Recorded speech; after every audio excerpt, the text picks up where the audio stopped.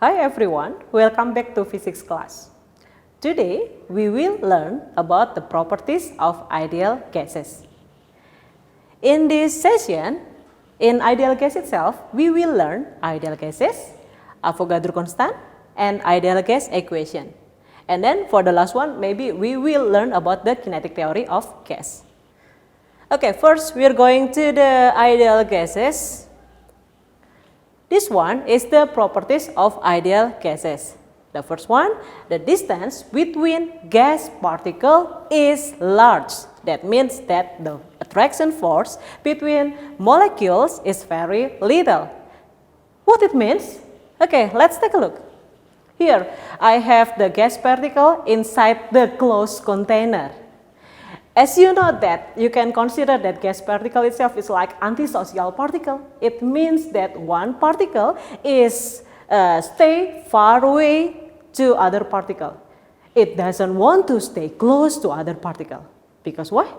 Yes, because it is antisocial particle. So if one particle is at this side, the other particle will move far away from this particle. Okay, and for the attraction force itself, we can analyzing by using Newton's law of gravity. In Newton's law of gravity, Newton state that if we have two objects here, if the mass of the object let's consider as m1 and the mass of the second object is m2, and then the distance between these two particles is r. Like this, the attraction force between this particle can be stated as G times m1 times m2 over r square. Okay, let's go back to the gas particle. As we know that gas particle is very small, so we can consider that both of these mass is very small. How about the distance? The distance here, as you know that gas particle is antisocial, so one particle is stay far away from other particle. It means that distance between these two particles is very large.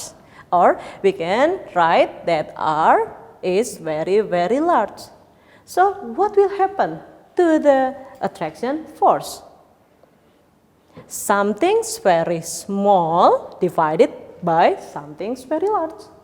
So the force itself, the attraction force itself must be very small. Okay, so it is explain the first properties of ideal gases. Okay. Let's take a look to the previous page. Okay, sorry. Yeah, here the distance between gas particle is large. That means that attraction between molecules is very little. Okay, now you know what's the reason why the attraction force is very little. Because the mass is very small and then the distance is very large. Something very small divided by something very large. So the attraction force is very little. And now, how about its potential energy of gas particle? Okay, let's go back to the next slide. Yeah. Next, we'll analyze about its potential energy. When you were in junior high school, you have already known that potential energy, we can calculate it by using equation M times G times heat.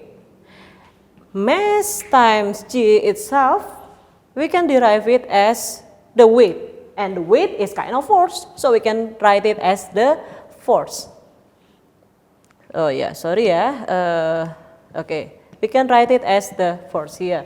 And then for H itself, H here actually is the distance between the object to the center of the earth. Or if we relate it with the attraction force, H itself is the distance between two particles between the center of the earth and the object. So we can write H as R. From Newton's gravity's law, we can derive F as G times M1 times M2 over R square times R. So we can cancel R with R here. So the potential energy can be calculated as G times M1 times M2 over R. Yeah. And then if we go back to the gas particle, we know that the mass of the gas particle is very small while the distance between the S2 particle is very large. So what will happen to its potential energy? Yes, you're right. The potential energy must be, oh sorry yeah, I should write it here yeah, sorry. I should write it here.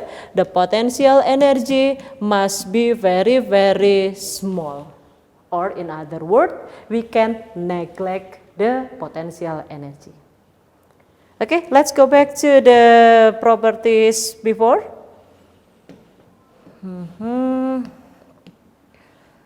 Okay, so here you have already known the reason why its potential energy of gas particle can be neglected. And then for the second properties, state that the ideal gas particle only have kinetic energy. What it means? Okay, let's analyze it. Yeah, when you were in junior high school also, you have already studied about the mechanical energy.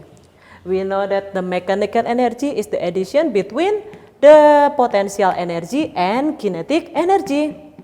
For the first property, it states that the potential energy can be neglected.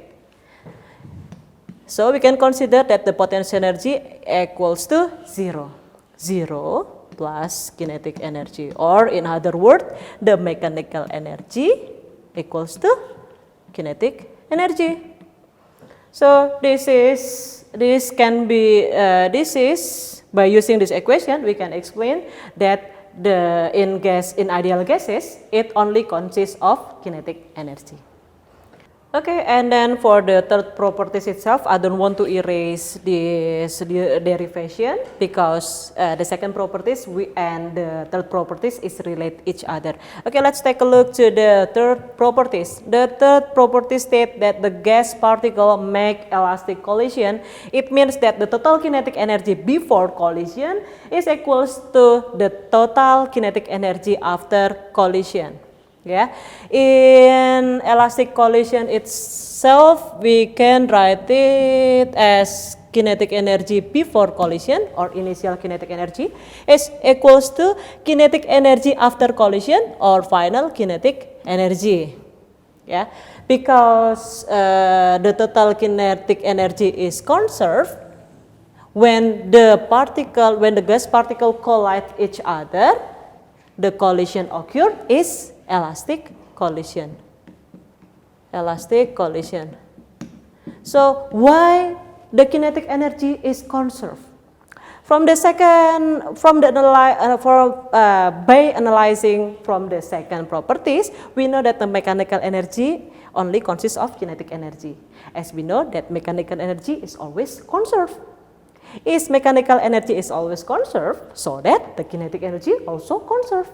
If the kinetic energy is always conserved, it means that kinetic energy initial or before collision equals to the kinetic energy after collision. So it can explain why when gas particles collide each other, it occurs the elastic collision. Okay, I think that's all our lesson today. If you have any question, please let me know. See you in next Zoom session. Bye-bye.